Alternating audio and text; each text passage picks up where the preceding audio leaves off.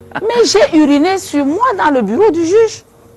Et imaginez-vous comme je n'avais pas uriné depuis l'après-midi, donc les tonnes d'urine dans le bureau du juge. Quand ces gens-là, quand je reçois un coup de fil de la PJ le lundi matin, je sortais ce jour-là avec ma Jaguar toute neuve. C'était le premier jour de sortie. Wow.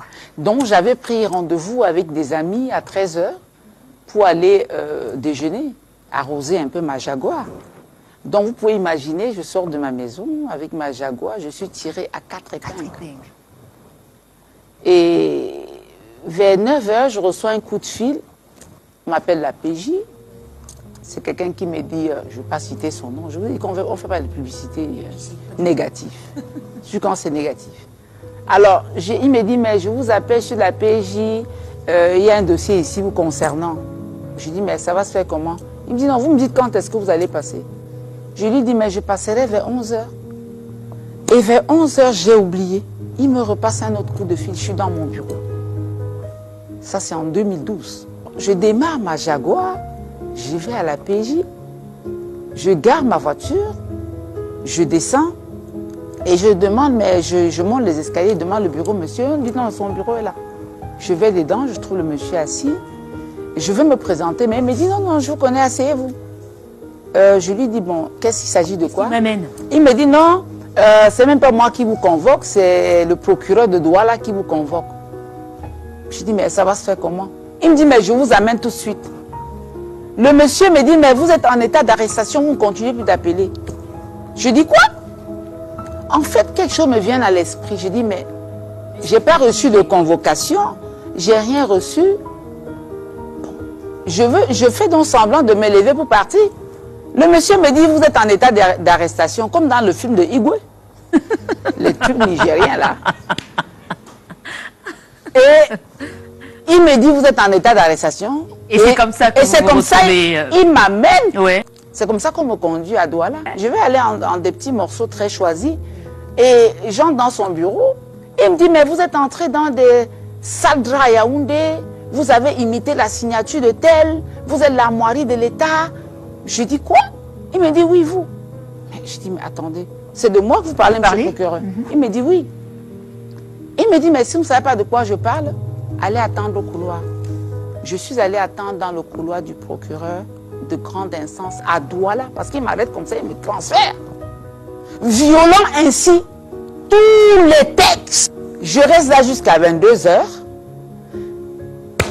Entre-temps, j'appelle mon avocat, maître Tchungan, qui était bâtonnier à l'époque. Ouais. Il me dit qu'il est à Yaoundé, mais il va m'envoyer Nakon. Vers 22 h, le procureur me fait revenir à son bureau.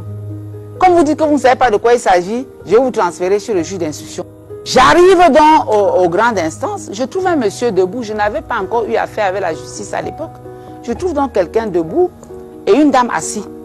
En fait, la dame était la greffière et le monsieur était le juge d'instruction. Il me demande votre pied d'identité.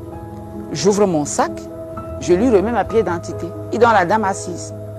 La dame me demande, vous êtes bien né temps? Je dis oui. Vous êtes bien fille de temps? Je dis oui. Elle me remet ma pied d'identité. Elle imprime un document. Elle me dit signer là. Je demande à Nakon que c'est quoi. Il me dit c'est le mandat de dépôt. Je lui dis dépôt c'est quoi? Il me dit vous allez en prison. Mais j'ai uriné sur moi dans le bureau du juge. Et imaginez-vous comme je n'avais pas uriné depuis l'après-midi, donc les tonnes d'urine dans le bureau du juge. Et c'est comme ça qu'on me ramène donc dehors dans le cadre de la police, direction Nubel. Ouais.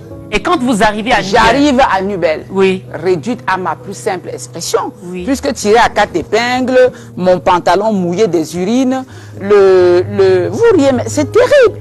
Donc, le régisseur de prison, je lui ai remis ma veste, mon sac, mes chaussures. Je suis rentrée dans la prison nu-pied. Réduit à ma plus simple expression. Et là, qu'est-ce que vous Et c'est dans la prison que j'ai vu, au fond de la télé, dernière information de dernière heure, Madame Pouené, François Mamenyanga est cloué à la prison de Nubel. Mais je me suis évanouie. Et je suis restée en prison pendant 13 mois. Et quand j'ai séduit des juges, parce que quand on m'arrête comme ça pour faux usage de faux, quelques temps après, on requalifie les faits. Maintenant, ce n'est plus le faux usage de faux. C'est déjà une complicité de corruption. Et le seul indice qu'il y a dans l'affaire, c'est la covillageoiserie. Ils sont allés me condamner.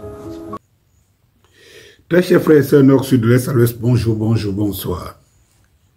Lorsque vous écoutez le témoignage de cette dame sénatrice Pouéné, ça ne vous fait pas froid au dos.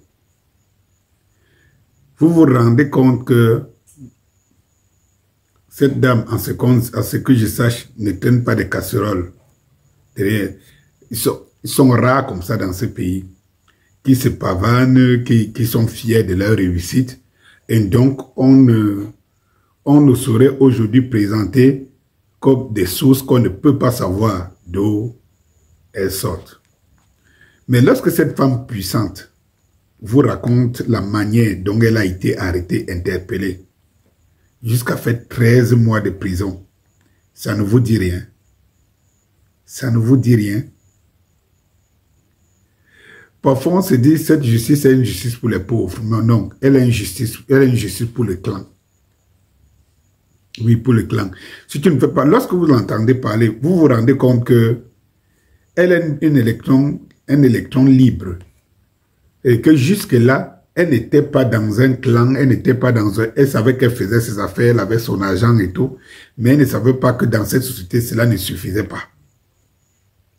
Et cela doit donc vous montrer combien de fois beaucoup de Camerounais, dont parfois vous tapez dessus, vous ne vous rendez pas compte pourquoi ils ont signé ou bien sûr sont sous l'emprise de certaines personnes de cette mafia.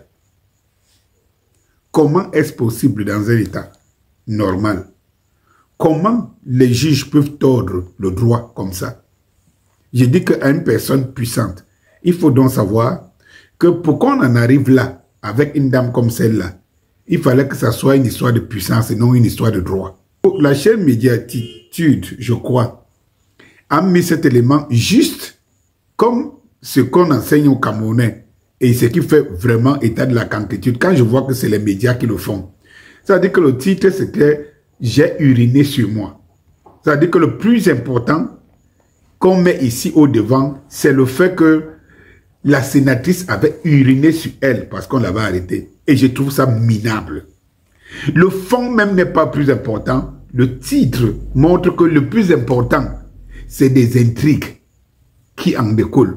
Ce n'est pas l'élément clé. Il faut focaliser les Camerounais, les citoyens lambda, à comprendre que voilà ce qui se passe dans les coulisses dans notre pays. Oui, dans les scorpions aiguilles de conscience, je suis obligé de venir sur ces détails et c'est pour cela qu'on veut me tuer.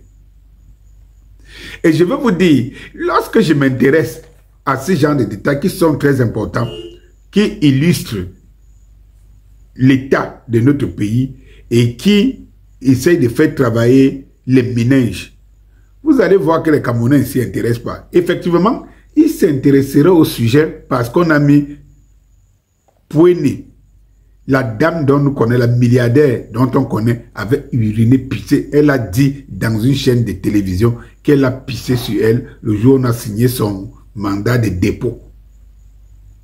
Mais derrière pisser sur elle, il faut comprendre comment on a signé son mandat de dépôt et savoir que dans ce pays, au-delà de droit, tout est possible. Ce qu'elle est en train de raconter là m'est arrivé. Ce qu'elle est en train de raconter là m'est arrivé. Parce que vous ne savez pas, vous qui êtes dans le B.A.B.A. là, le 1-2 là, vous sortez, vous cherchez de quoi manger, vous dormez, vous ne savez pas, à une certaine classe, un certain rang de cette société, ce qui se passe. Vous ne savez pas dans quel état la société camerounaise se trouve au fond. Ça m'est arrivé. Il a fallu que ça soit une histoire de pouvoir contre pouvoir pour que je m'en sorte de là.